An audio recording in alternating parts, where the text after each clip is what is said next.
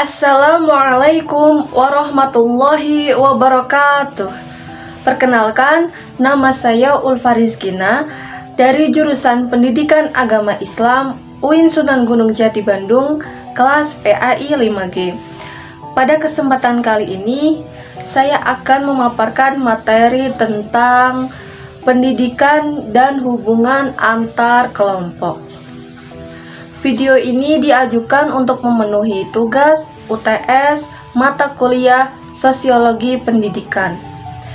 Nah, teman-teman, kira-kira bagaimana sih pendidikan dan hubungan antar kelompok? Simak terus ya sampai akhir. Nah, dalam pendidikan dan hubungan antar kelompok ini, yang pertama-tama kita perlu ketahui adalah pengertian pendidikan. Apa sih pendidikan itu? Pendidikan adalah suatu proses atau kegiatan yang terencana yang bertujuan untuk mencapai keterampilan atau pengetahuan. Menurut Plato, pendidikan adalah sesuatu usaha yang dapat mengembangkan individu itu dari jasmani dan akal dengan sesuatu yang dapat digunakan untuk mencapainya suatu kesempurnaan. Jadi pendidikan itu adalah segala sesuatu hal yang terencana untuk mengubah seseorang itu dari yang tidak tahu menjadi tahu, dari yang tidak dewasa menjadi dewasa. Dalam hubungan kelompok ada yang namanya prasangka dalam hubungan berkelompok.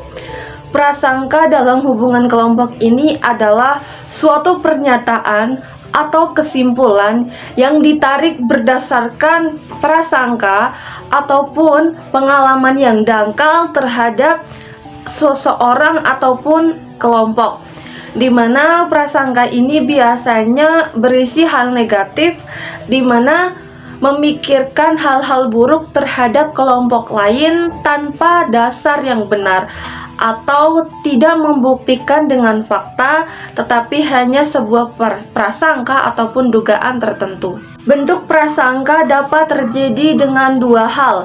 Yang pertama adalah dengan stereotip, dan yang kedua adalah dengan jarak sosial. Nah, teman-teman, dalam teori-teori berprasangka ini ada 5.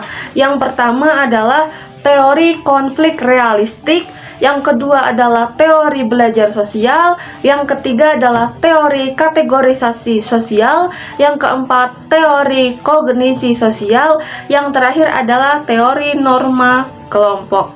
Nah, biasanya yang sering kena prasangka antar kelompok itu apa sih? Biasanya yang pertama adalah ras dan etnik, yang kedua adalah agama, dan yang ketiga adalah jenis kelamin. Lalu bagaimana struktur hubungan antar kelompok di sekolah? Hubungan antar kelompok di sekolah terbentuk oleh beberapa hal. Yang pertama adalah status dari orang tua. Yang kedua adalah minat, bakat, dan hobi masing-masing siswa yang mendorong mereka berkelompok dengan hobi yang sama.